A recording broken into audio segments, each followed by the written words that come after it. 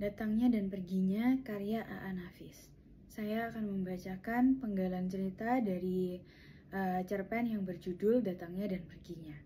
Tak dapat ia berkata lagi, pikiran dan perasaannya menampak bajangan kacau yang bertaulan, tiada berbentuk apa. Memenuhi segala ruang lama sekali. Dan ketika ia sadar pada dirinya lagi, ia tak berani menjalankan matanya untuk melihat segala kenyataan di sekitarnya. Ia mau mencoba berpikir dan menimbang segalanya dengan dirinya sendiri. Pahit kau menerima peristiwa ini. Demikian juga aku. Sejak aku tahu mereka bersaudara kandung, sampai sekarang aku sediakan diriku dipukuli kutukan. Rela aku menderita segala dosa-dosa, asal mereka tetap bahagia. Suara Ijah memasuki rumpun telinganya lagi. Mengapa tak kau katakan? Mengapa aku katakan? Dan orang tua itu membukakan matanya dan bertanya, bukankah itu dosa? Benar, bagi siapa yang tahu? Karena itu kau biarkan mereka tak tahu. Ia mulai mengembangkan dirinya lagi. Walaupun bagaimanapun, harus mereka tahu. Harus, mesti, wajib. Orang tua itu jadi lemah lagi. Dan dengan suaranya yang mendesis, ia berkata, ini semua dosa, Ijah. Dosa besar, dosa bagi kita, dosa bagiku, dosa bagi kau, juga dosa bagi mereka. Dan kemudian ia berkata seolah kepada dirinya sendiri, aku harus memberitahukan kepadanya. Setelah itu, mereka harus bercerai. Ini mesti, karena sudah selama ini aku mendapat keridaan Tuhan. Kenapa pula aku harus mengotori akhir hidupku? Maka mesti kukatakan kepadanya, lalu dipijingkannya matanya lagi, enggan melihat segala kenyataan. Dalam pada itu ia dengar Ijah mengejeknya. Oh, alangkah temaknya kau. Maumu hanya supaya kau saja bebas dari akibat perbuatanmu yang salah dulu. Hingga kini kau juga ingin merusak kebahagiaan anak-anakmu. Hanya karena kau takut memikul hukumanmu. Ijah, katanya lesu. Biarkan mereka berbahagia dalam ketidaktahuannya. Aku tak sanggup. Aku tak sanggup menghadapi kutukan Tuhan, Ijah. Sekarang pandai kau mengatakan itu. Kenapa tidak terdahulu? Hatinya luka lagi, luka oleh ejekan Ijah. Tapi ia tahu ia yang salah, lalu ia diam saja. Tapi kemudian, ketika ia berkata lagi, suaranya menyatakan kepastian dan keluar dengan nada yang tegas. Katanya, Ijah, walaupun apa katamu, walaupun bagaimana, meski yang kau katakan itu benar. Ada lagi kebenaran yang mesti kita junjung lebih tinggi, kebenaran Tuhan. Manusia harus berani mengorbankan dirinya untuk menjunjung tinggi peraturan Tuhan. Sekarang kau baru pandai berkata tentang kebenaran Tuhan. Kenapa? Karena kau hendak menyembunyikan kesalahan perbuatanmu semata. Karena kau hendak mengelakkan akibat perbuatanmu yang salah dulu. Kau pikir, dapatkah ampunan itu dikejar dengan menyerahkan diri begitu saja tanpa berani menanggung resiko kesalahan itu? Walau bagaimana mesti kukatakan, ia menegas lagi. Demi menjunjung perintah Tuhan yang kusembah siang dan malam. Tapi juga untuk merubuhkan kebahagiaan hidup manusia lainnya. Itu tak soal. Karena manusia itu berakal, beriman. Omong kosong, akal kau, iman kau, hanya suatu ucapan pelarian dari ketakutan pada pembalasan kesalahanmu.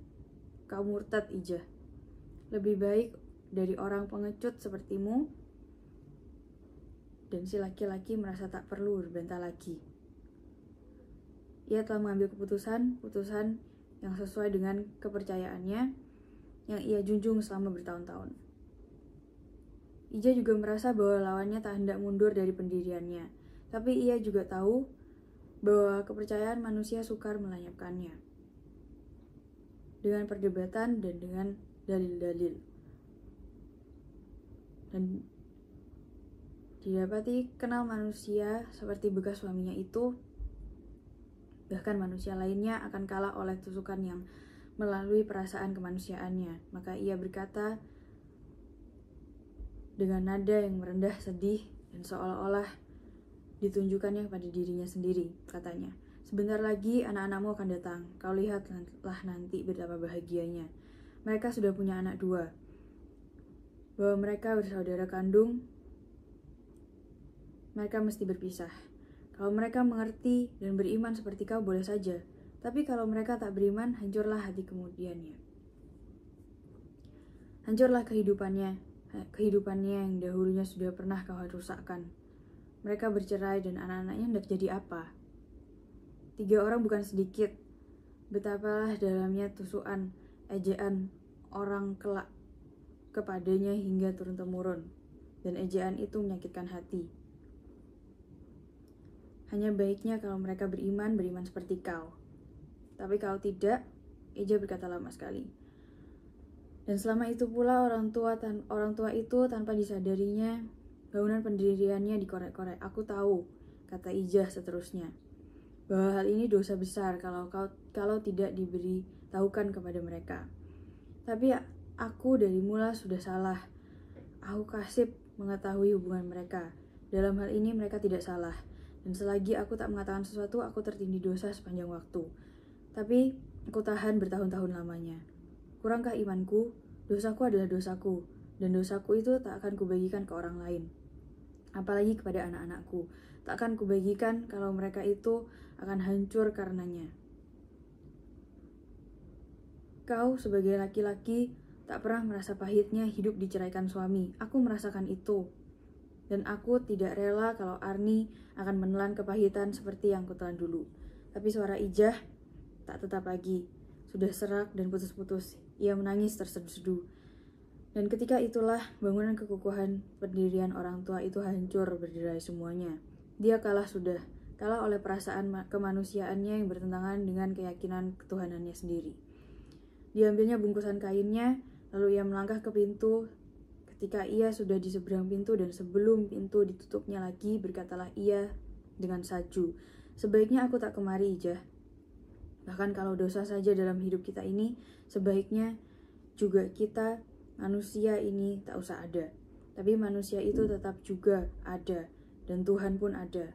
Dosa kepada Tuhan mudah mendapat ampunannya, karena Tuhan pengasih dan penyayang. Tapi kalau dosa itu kepada manusia, sukarlah mendapat penyelesaiannya.